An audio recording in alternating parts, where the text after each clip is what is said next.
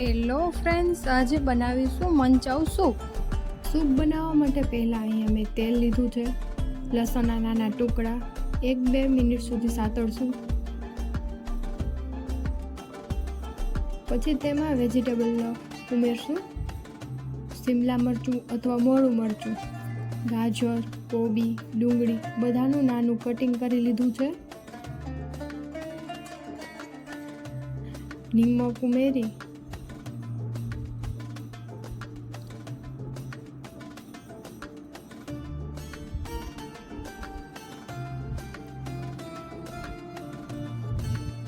બે ગ્લાસ પાણી નાખશું.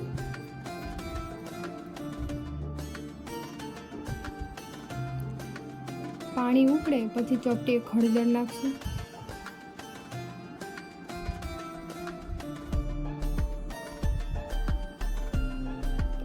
સોયા સોસ અને સૂપનો મસાલો.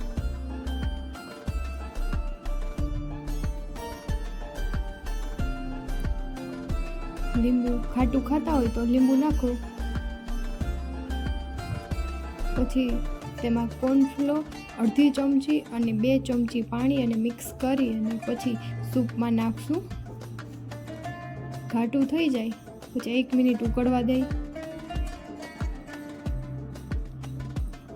તો તૈયાર છે મંચાઉ સૂપ.